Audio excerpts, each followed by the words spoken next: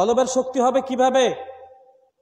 নবীজি বলেন, ইন্নাল মুমিনা ইযা আযনাবা, যখন একজন মুমিন গুনাহ করে, নুকতাতুন সাওদাউ ফি কলবিহি, তার কলবের মধ্যে ছোট্ট একটা কালো দাগ পড়ে যায়।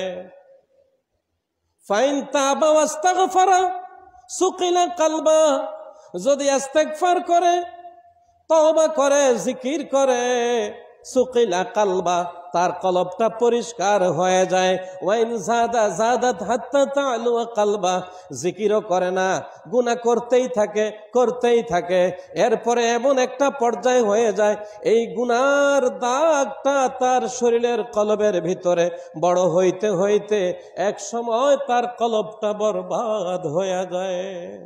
জোরে সোরে বলেন নাউজুবিল্লাহ। দেখবেন কোন মানুষের সামনে কোরআন হাদিসের আলোচনা করলে ভালো লাগে, সে বলে হুজুর আরো বলেন। আবার কিছু কিছু লোক দেখবেন কোরআন হাদিসের আলোচনা তার কাছে ভালো লাগে না, সারাদিন শুধু মোবাইল নামক ইথার যন্ত্র নিয়ে বসে থাকে। কথা বলেন ঠিক কিনা? এই জন্য চুম্বক চুম্বকের দিকে আকর্ষণ করে, চুম্বকের উল্টা দিকে বিকর্ষণ করে।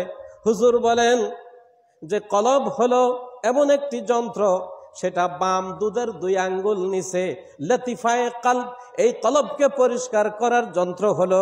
নবীজি বলেন লিকুল্লি শাইইন সিকালাতুন ওয়া সিকালাতুল কুলুবি যিকরুল্লাহ, সমস্ত জিনিস পরিষ্কার করার জন্য যন্ত্র আছে, আর এই কলবকে পরিষ্কার করার যন্ত্র হলো আল্লাহর পাক নামের জিকির।